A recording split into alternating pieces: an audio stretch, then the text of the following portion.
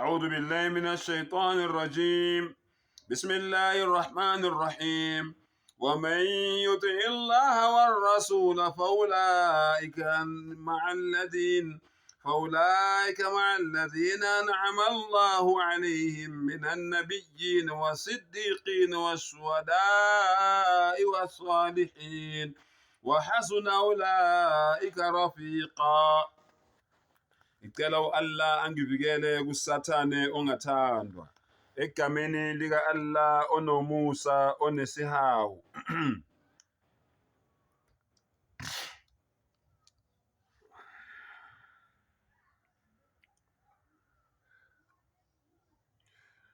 Bafowethu nodadewethu ma-Muslims, le video le ibhekene nani ngqo. Uma ngabe lento le eniyenzayo yokuhlukumeza abantu ezweni egameni lokuthi mabahambe, egameni lokuthi bama-illegal foreigners, uma ngabe ngempela lento le eniyenzayo ngendlela nina eniyenza ngakhona, okokuqala lama-mash la awekho emthethweni.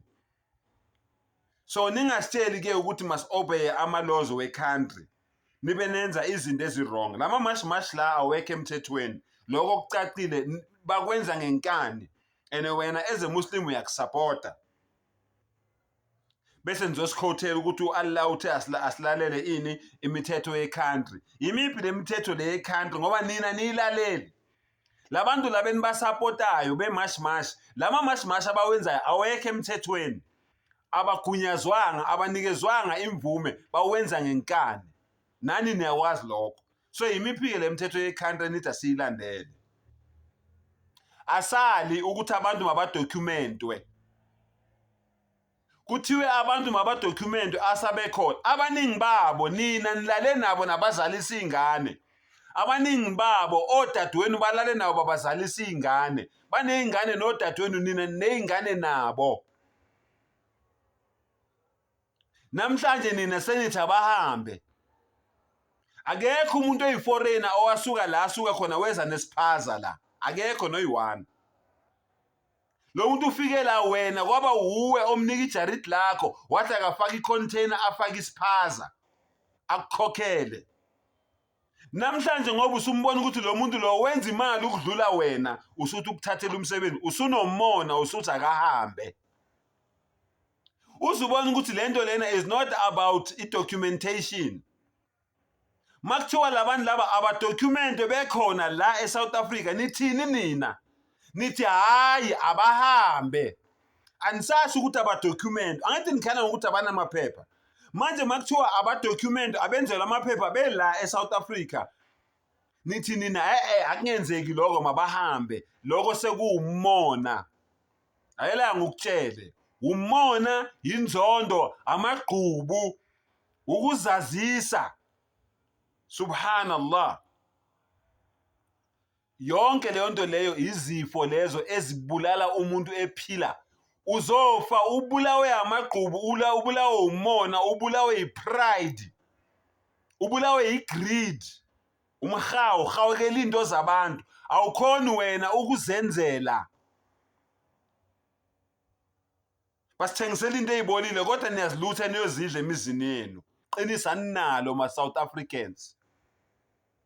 Asisho ukuthi abantu mabangalokuzana mabangabi namaphepha, kodwa akwenziwe ngendlela e-right. Ukubulala umuntu ngoba enganamaphepha akubona ubuntu lobo. Ukukhipha ingane esikolweni akubona ubuntu lobo. Ukukhipha umuntu wesimame ekhulelwe esibhedlela esikwa akubona ubuntu lobo. Ukumshaya akubona ubuntu lobo. Wena ke Muslim osupporta leyo nto leyo, shame to you. uAllah uthini? Wa may yuti illaha war rasul. Subhanallah. Futhi bonke abesaba uAllah, abalalela uAllah nesithunywa sakhe. Subhanallah. Faulaika ma'alladhina, lawo bantu labo. Subhanallah. Bayokuba nalabo. Subhanallah. An'ama Allahu alayhim. Bayokuba nalabo phezu kwabo. Subhanallah. uAllah ehlisele yini izibusiso zakhe. abakuphi abavela phakathi kwabaprofethi minan nabiyyin wasiddiqin, abavela phakathi kwabaprofethi nabaneqiniso, washuhada, abafele ukholo ngeqiniso, wasalihin, nabalungileyo abenze ukulunga. Uma wena ungayisapotanga yonke lento embi eyenziwa against abantu, ngathi Allah ethi yonke indalo yakhe including ilwane inamalungelo kithi, akumelanga sihlukumeze ilwane. Wena bese uyohlukumeza isidalo esifana nawe, wena bese uyohlukumeza umfweni ofana nawe, ingane ka-Adam efana nawe, umuntu owomndeni wakho ofana nawe onesikhumba esimnyama njengesakho, bese wena uyamhlukumeza sengathi akuyena umuntu. Subhanallah. Wa hasuna ulaika rafiqa, futhi labo bayisiquku sekhethelo ngokwedlulele.